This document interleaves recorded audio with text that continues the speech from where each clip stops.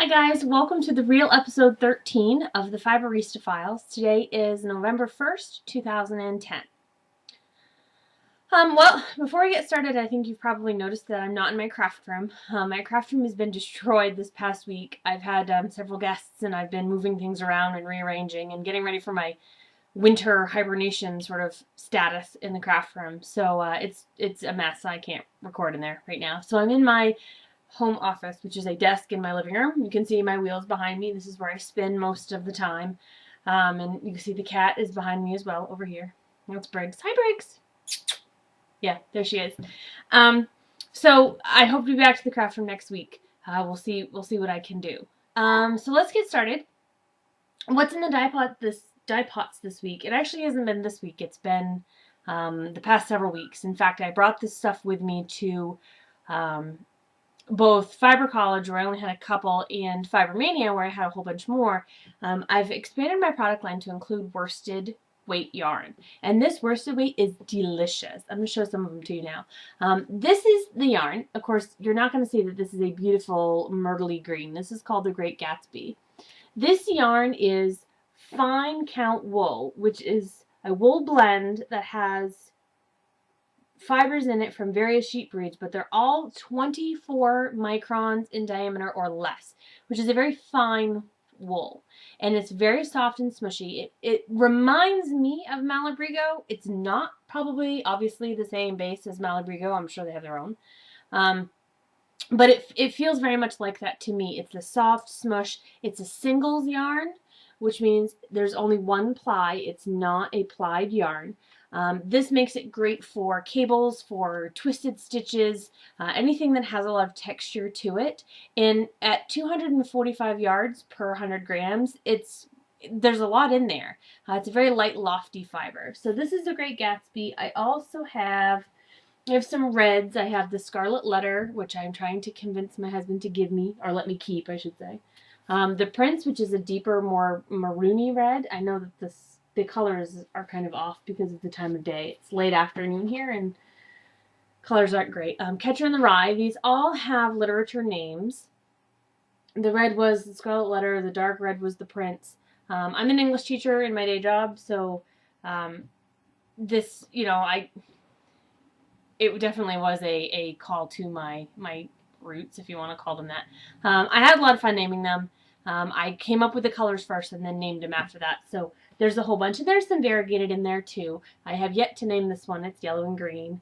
But it's been great. And they're so smushy and wonderful. I absolutely love them.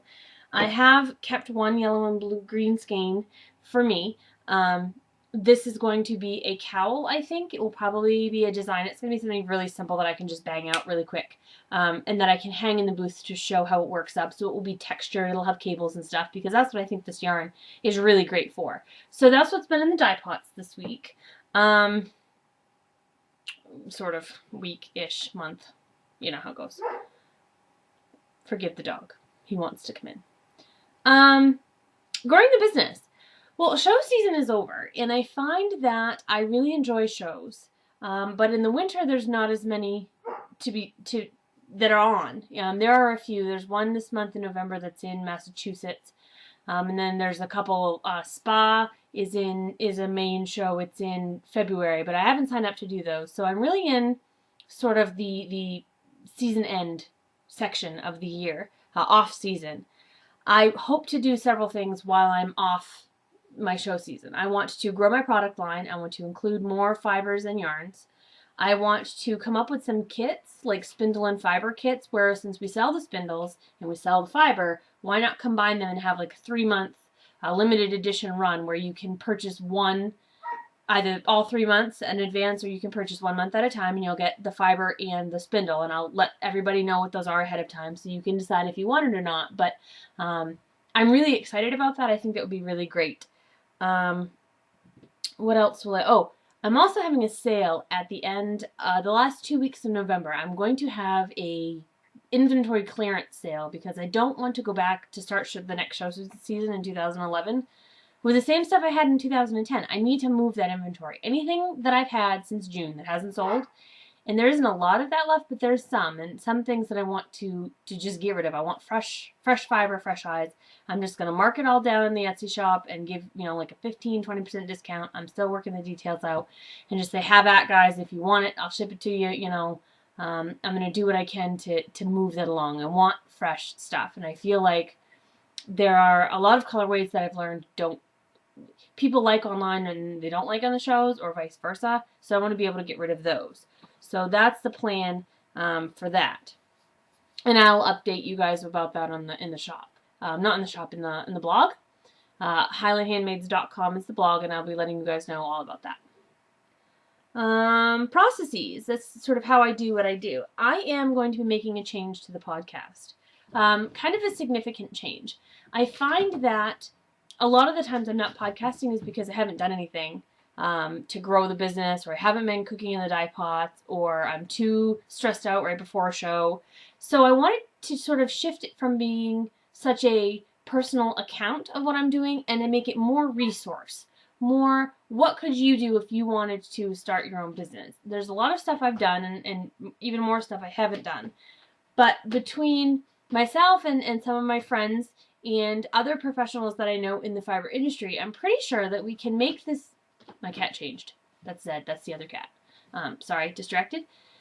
I'd like to be able to shift this into a resource, a tool for people who want to get into the fiber business. There's a lot of secrecy, a lot of cloak and dagger. Like, people defend their supplier's name and the dyes that they use within an inch of their life. And it's very difficult, if you want to begin a business, to get into it. So I'm hoping to shift the podcast to interviews with professionals, people like Shannon Oakey, who are professional designers and have, opened their own studios and things like that. I'd like to do podcasts on how do you set up your business accounts? How do you get a tax ID number? What sort of accounting do you need? What sort of files and information do you need to have to do your taxes? Do you need all of those things? How can you just do it without it? The show application process. How do you get into a fiber show? Advertising. How do you do advertising? When do you need to hire a professional? Setting up your website, using the differences between Etsy, which I use, and Artfire, or building it all on your own website. All of those things. I really want to use this to become a resource for other people. That dog is going to drive me crazy. So that's going to be happening right off. In fact, this is going to be the last of the old version of the episodes. And starting with episode 14, it's going to progress quite rapidly into this resource. I have a whole huge, several pages of information on what I want to do with it and where I want to go with it. So I'm hoping that really becomes the new focus of the Fiberista Files.